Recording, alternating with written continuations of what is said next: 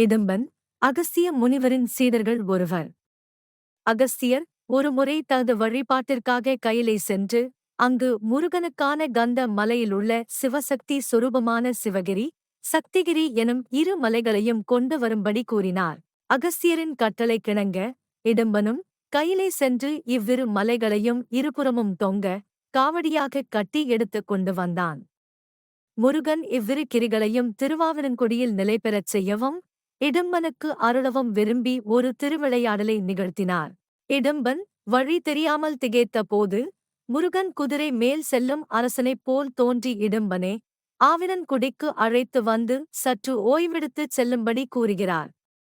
இடும்பனும் காவடியை இறக்கி வைத்து ஓய்வெடுத்து விட்டு புறப்படும்போது காவடியை தூக்க முடியாமல் திண்டாடினான். ஏன் இப்படி காவடியை தூக்க முடியாமல் போனது என்று சுற்றிப் பார்க்கும்போது சிவகிரியின் மேல் ஒரு சிறுவன் கோவணாண்டியாய் கையில் தண்டுடன் நிற்பதைக் கண்டான். இடும்பனும் சிறுவனை மலையிலிருந்து கீழே இறங்கும்படி வேண்டினான். ஆனால் அந்த சிறுவன் இந்த மலை தனக்கே சொந்தம் என்று உரிமை கொண்டாட கோபமுற்ற இடும்பன் அச்சிறுவனைத் தாக்க முயன்றான். அப்போது இடும்பன் வேரற்ற மரம் போல் கீழே சரிந்து விழுந்தான்.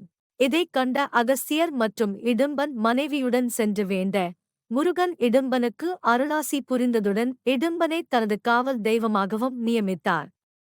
அப்போது முருகன் இடும்பன் போல் காவடி ஏந்தி சந்தனம், பால், மலர் போன்ற அபிஷேக பொருட்களை தன் சன்னதிக்கு எடுத்து வருபவர்களுக்கு அருள் பாலிப்பதாக வாக்களித்தார்.